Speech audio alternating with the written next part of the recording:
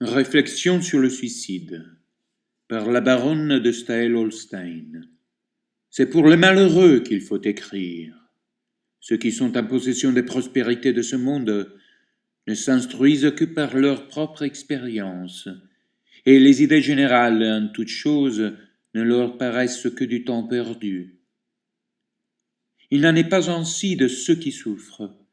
La réflexion est leur plus sûr asile, et séparés par l'infortune des distractions de la société, ils s'examinent eux-mêmes en cherchant, comme un malade qui se retourne dans un lit de douleur, quelle est la position la moins pénible qu'ils puissent se procurer.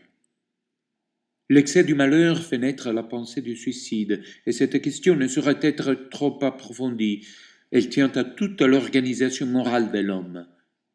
Je me flatte de présenter quelques aperçus nouveaux sur les motifs qui peuvent conduire à cette action et sur ceux qui doivent en détourner.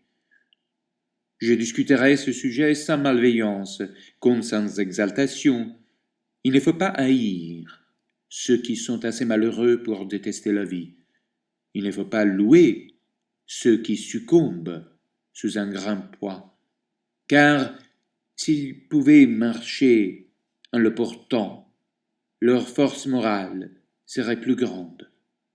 Les personnes qui d'ordinaire condamnent le suicide se sentent sur le terrain du devoir et de la raison, se servent souvent pour soutenir leur opinion de certaines formes méprisantes qui peuvent blesser leurs adversaires.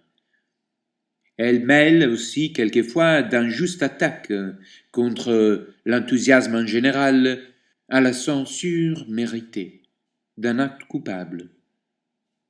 Il me semble au contraire que c'est par les principes mêmes du véritable enthousiasme, c'est-à-dire de l'amour du beau moral, qu'on peut aisément montrer combien la résignation à la destinée est d'un ordre plus élevé que la révolte contre elle.